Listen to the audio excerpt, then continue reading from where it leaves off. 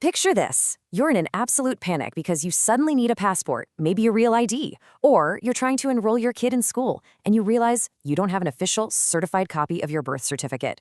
In today's highly digital age, getting your hands on your vital records should be a breeze, right? Well, the process can actually be surprisingly tricky. So welcome to this explainer. Today, our ultimate goal is to save you an immense amount of time, money, and frankly, a lot of frustration by completely demystifying exactly how to order a North Carolina birth certificate online.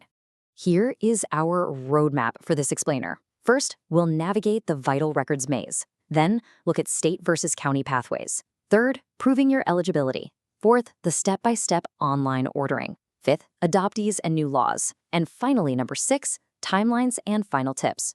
Let's get into it. All right, part 1, the vital records maze, understanding the dual track system. So I have a question for you. Would you rather wait 48 hours or up to 4 months? It totally sounds like a trick question, I know, but it's really not. The core challenge here in North Carolina is that the vital records system is essentially a dual-track architecture. It's split. On one side, you have a centralized state registry, the North Carolina Office of Vital Records over in Raleigh. On the other side, you have decentralized county authorities, which are run by the Register of Deeds in each of the state's 100 counties. The path you choose to order your document completely dictates your cost and your wait time. And choosing the wrong path is literally the #1 reason people get stuck waiting months for a piece of paper they needed yesterday. This brings us to Section 2, State versus County Pathways, the fork in the road. So this is a really critical decision point. Let's break down the contrast between the two. At the state level, the North Carolina Department of Health and Human Services uses a third-party contractor called LexisNexis VitalCheck to handle all of their online orders. Because it's fully centralized, they experience massive volume bottlenecks. On the flip side, most of the 100 individual counties use localized, automated portals, frequently powered by a software called Permitium. These county-level portals process requests locally, which means you get to skip that massive state-level backlog entirely. Let's talk money, because this is where you can really save some cash. If you go through the state pathway, you're going to be charged a mandatory $24 search fee. And here's the kicker, that fee is strictly non-refundable. So if they can't find your record, you just lost $24. Plus, if you want expedited UPS shipping through VitalCheck, you're paying an extra $20 to $26. Conversely, the base fee for a certified copy at the county level is statutorily capped at just $10. Even with the online convenience surcharges, which are usually about $3 to $4, and standard shipping, the county route is significantly cheaper and much faster. Just a quick heads up though, some third-party facilitators charge a $29 prep fee on top of state fees. So always know who you're actually paying. Moving right along to Section 3, proving your eligibility. Strict statutory mandates. Before we actually start clicking and ordering, we need to talk about legal entitlement. Birth certificates are heavily restricted public records. They're designed to protect privacy and obviously prevent identity theft. So who is actually allowed to order a certified copy? Under North Carolina general statutes, the list is super strict. You can order it for yourself, provided you're 18 or older. You can also order one for your current spouse, your sibling, your child, grandchild, parent, grandparent, or if you're a verified legal representative or agent. If you do not fit into one of these exact boxes, your application is going to be rejected, full stop. What's really interesting here is just how rigid the ID verification is. You need one primary ID, like a valid driver's license or a passport. If you don't have that, you're going to need at least 2 secondary IDs, like a utility bill or a bank statement. But listen closely, because here is a major pitfall to avoid. The address on your ID or your utility bill absolutely must match the shipping and billing address on your application. If there's a mismatch, or say if you upload a blurry or blank document by accident, it's an automatic, immediate denial. And just to highlight the stakes for a second, North Carolina takes this incredibly seriously. Falsifying your relationship to the person on the certificate or uploading a fake ID isn't just some minor administrative oopsie, it's a Class 1 felony. Absolute accuracy is paramount here. Okay, let's dive into the practical stuff. Section 4, Step-by-Step Online Ordering, Navigating the Portals. We know the rules, we know the costs. Let's walk through Pathway A, the county portal. This is by far your best bet for fast results. Step 1. Navigate to the Register of Deeds website for the county where the birth actually occurred. Step 2. Enter the biographical data. We're talking full name, date of birth, and parents' maiden names. Step 3. Securely upload a nice clear photo of your ID. Step 4, pay that $10 fee plus the small software surcharge. At the very end, you will undergo an automated identity screening called Vital Verify. It just asks a few personal history questions to prove you are who you say you are. Take a recent real-life example of a young professional who needed a real ID immediately. By using a county portal like Wake or Mecklenburg, they literally had their certificate in the mail in 24 hours. They bypassed the state line entirely. But hey, what if you don't know the county? Or maybe you don't live there anymore? Or you're looking for a really old historical record? Well, that's Pathway B, the state portal. Step 1, access the NCDHS Vital Check site.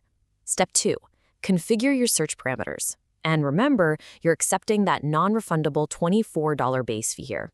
Step 3, upload your ID, which goes through a very strict LexisNexis verification system. Step 4, authorize payment. Just remember, safeguarding your personal data is crucial, so always ensure you're only applying through these officially linked government portals. Let's shift gears for a minute. Section 5, Adoptees and New Laws, a modernization milestone. I want to talk about a genuinely fascinating and important development for adopted individuals. Enter Senate Bill 248. This is a landmark modernization milestone that went into effect on January 1, 2026.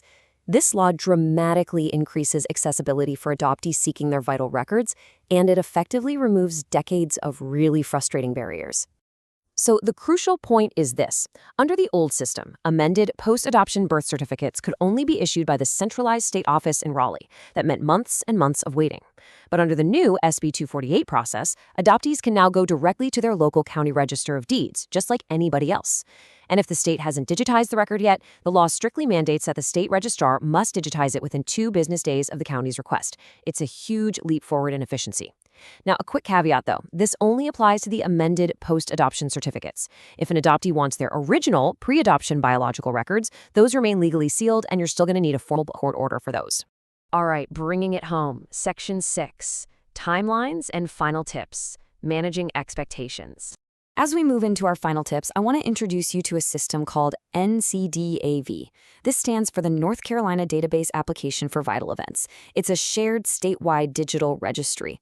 So why does this matter to you? Well, because it means that some of the more progressive counties, like Union or Caldwell, will actually allow you to order an out-of-county birth certificate right through their local online portal. They tap into the state database, they charge you the $24 state fee, but they offer the convenience of that localized online processing. But of course, there's a catch. Note this year right here, 1971. The NCDAV statewide search only applies to births that occurred from 1971 forward. Also, it doesn't apply to adopted individuals or delayed registrations. If the birth was before 1971, you have to go through the specific county of birth or use the state office. Let's tackle a frequently asked question. How long does it typically take to get the certificate? As we map this out, the stark differences are super clear. County portals generally turn things around in 24 to 48 hours, quick and easy. Now, there are a few anomalies. Durham County, for instance, averages around 10 to 14 days. But the state Vital Check standard, that's a lengthy 30 to 90 days. Which leads to another common question. Can I expedite this? Yes, you can pay for overnight UPS shipping via Vital Check, but please hear this loud and clear. Paying extra for shipping does not accelerate the state's 30 to 90-day internal processing queue. It just speeds up the mail truck once it's finally printed. Finally, what should you do if your application is rejected because the record just isn't there? In those rare cases where a birth was simply never officially registered, you have to undergo what's called a delayed registration. First, you pay the state to search for it. When they inevitably fail, they issue a formal no record found letter. You then take that letter along with historical proof, like old school transcripts or maybe census records, down to the local Register of Deeds to officially establish the record for a $20 fee. Which leaves us with a final thought to ponder. Is your identity secured in the digital age? Your vital records are literally the foundation of your civil identity. Knowing how to efficiently navigate these state and county portals ensures you're never caught off guard when life suddenly demands proof of exactly who you are. Remember to use the steps we've covered today to obtain your certificates without the hassle, and seriously, always double-check your ID uploads. Please note that this explainer is for informational purposes only. Administrative fees, processing times, and local county procedures are always subject to change, so please verify current information with official state or county websites or contact their customer service directly for personalized assistance. Thank you so much for joining me, and I really hope this roadmap serves you well.